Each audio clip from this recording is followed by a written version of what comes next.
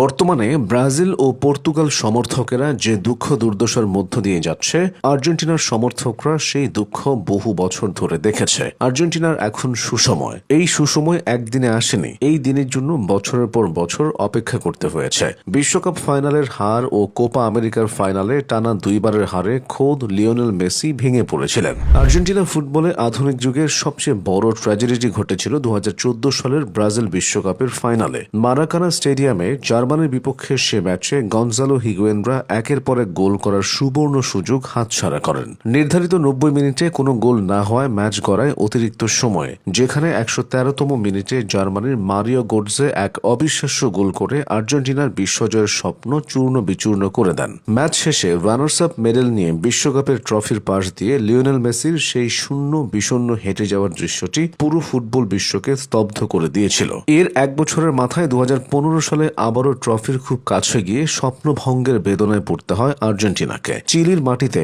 আয়োজিত কোপা আমেরিকার ফাইনালে স্বাগতিক চিলির মুখোমুখি হয়েছিল আলবিসেলেস্তেরা। নির্ধারিত 90 মিনিট এবং অতিরিক্ত 30 মিনিটের টান টান উত্তেজনার লড়াইয়ে কোনো দলই গোল করতে না পারায় পেনাল্টি টাইব্রেকারে গড়ায়। কিন্তু টাইব্রেকারের সেই নিষ্ঠুর ভাগ্য পরীক্ষায় 4-1 ব্যবধানে হেরে শিরোপা হাতছাড়া করে আর্জেন্টিনা। ধৈর্যের পরীক্ষা তখনও বাকি। নিয়তির নিষ্ঠুরতা যেন আর্জেন্টিনার উপর ভর করেছিল, যার প্রমাণ মেলে 2016 সালের শতবর্ষী কোপা আমেরিকার ফাইনালে। আবারও ফাইনালে উঠে আর্জেন্টিনা মুখোমুখি হয় চিলির। আগের বছরের মতোই নির্ধারিত এবং অতিরিক্ত সময় গোল শূন্য থাকার পর ম্যাচ যখন পেনাল্টি টাইব্রেকারে গড়ায়, তখন টান টান উত্তেজনা। চরম নাটকীয়তার সেই টাইব্রেকারে দলের প্রাণ ভোমরা লিওনেল মেসি তার পেনাল্টি শটটি পোস্টের উপর দিয়ে মেরে বসেন, যার ফলে টানা দ্বিতীয়বার কোপার ফাইনালে চিলির কাছে হেরে অশ্রুসিক্ত চোখে মাঠ ছাড়তে হয় আর্জেন্টিনাকে। ম্যাচ শেষে মাঠের মধ্যে একা বসে মেসির ডুকরে কান্নার দৃশ্য কার না মনে আছে। এরপর তীব্র মানসিক যন্ত্রণায় ও অভিমানে মাত্র 29 বছর বয়সে আন্তর্জাতিক ফুটবল থেকে মেসি অবসরের ঘোষণা দেন,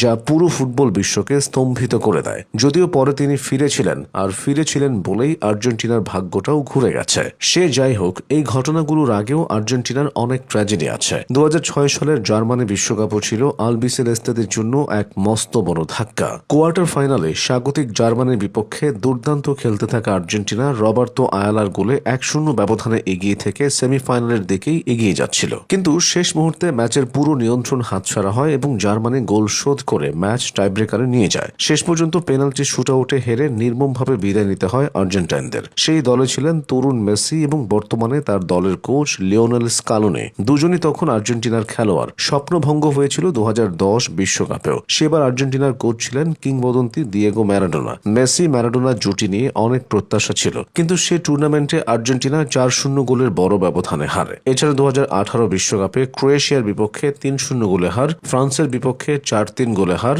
রাশিয়া বিশ্বকাপে আর্জেন্টিনা একেবারে খালি হাতে ফিরেছিল। ধারাভাষ্যকারও বলেছিল সেটাই মেসির শেষ বিশ্বকাপ। এরপর 2019 সালের কোপা আমেরিকায় আর্জেন্টিনা চির প্রতিদ্বন্দ্বী ব্রাজিলের কাছে সেমিতে হেরে বিদায় নেয়। বিধাতা হয়তো এই দীর্ঘ দুঃখের মহাকাব্যের শেষটা সবচেয়ে সুন্দর ও মধুর করতে চেয়েছিলেন। তাই বছরের পর বছর ধরে পাওয়া এই হৃদয় বিদারক কষ্টগুলোই এখন আর্জেন্টিনার ভক্তদেরকে তৃপ্তি দেয়। বিশ্বজয়ের পর এখন তারা শুধুই উপভোগ করে চলেছে।